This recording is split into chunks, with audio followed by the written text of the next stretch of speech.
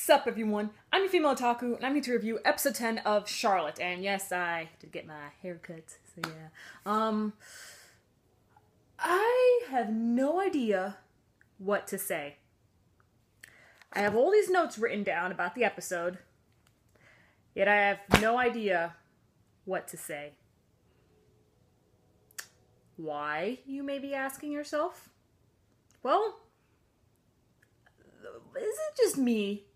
Or was that too easy?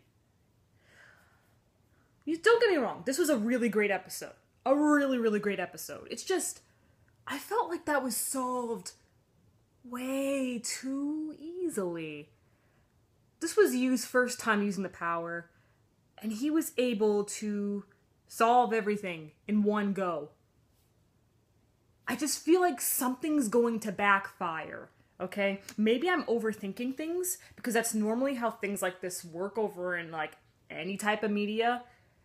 But I just feel like something's gonna backfire because Ayumi, and no matter what timeline they were in, she was supposed to die. So I feel like something might be coming back and could possibly wreck everything. Like I said, maybe I'm overthinking things.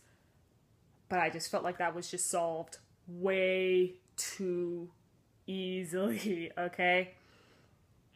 But anyway, enough about my personal feelings. Why don't we just review this episode properly, shall we? So, with this episode of Charlotte, we have it to where Shun explains how everything came to be. You see, he has time leaped a bunch of times, and by time leaping he ends up losing his sight more and more until he became officially blind.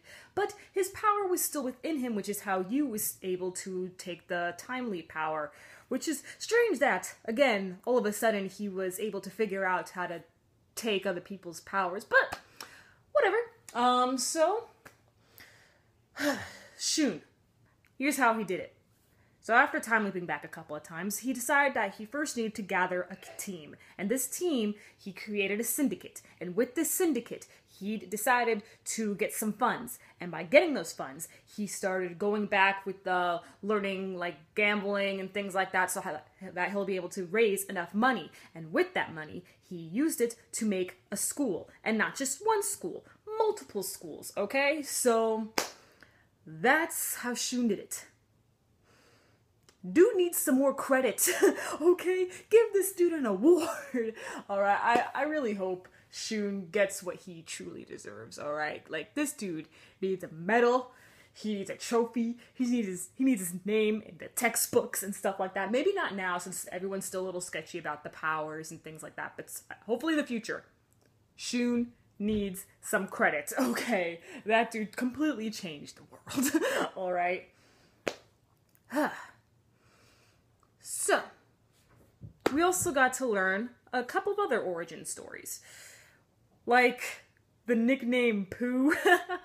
Well, we didn't really learn the origins of the nickname itself, but we got to learn about, dang it, what's his name? Kugamagi? Something like that. I'm just gonna stick with Pooh, okay? You know, the wet guy. We actually learned the origins of why he always uses his powers when he's wet. Turns out he doesn't need to be wet, like completely drenched so that he could use his powers. It was just a front, okay, so that people won't discover who he is and stuff like that. So that's interesting. And then we also found out that Tomori already knew about Yu's true power, okay? So, she did the right thing. Alright, Tomori is a very smart person, okay? And she did the right thing by keeping this from Yu. Otherwise, oh boy, things would have gone crazy. And remember, he was a villain in the beginning, so he probably would have destroyed what his brother created. Oh boy, oh boy, oh boy. Okay.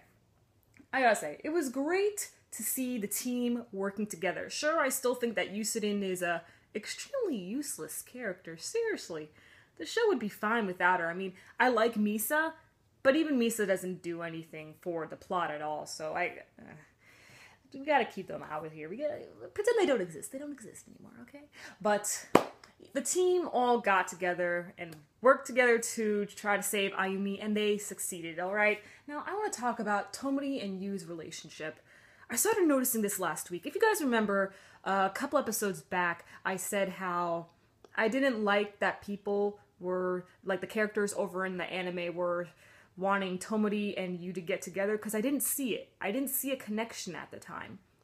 But within last week's episode and today's episode, and also the episode before that, alright, I now see a true relationship forming, and I really love it, okay? You see, now that Yu has completely changed to what he once was, I'm totally fine with him and Tomori being together, and they are like the crew now, okay? They have this awesome bond, and I'm really happy for them, okay? So I hope that they do get together. The question is, now what? There's like, this is supposed to be, I think, 13 episodes? So we have 3 more episodes left. And since they already solved this Ayumi case so quickly, what's gonna happen now? I don't know. I really don't know. But then again, none of us knew where this story was going to be headed in the first episode now, did we? Alright, so that's all I have to say. Oh, and if you didn't know, there actually isn't a new episode of Durara today. I forgot about that. So yeah, catch you tomorrow as I review Gangsta and God Eater. I'm your female otaku. Sayonara.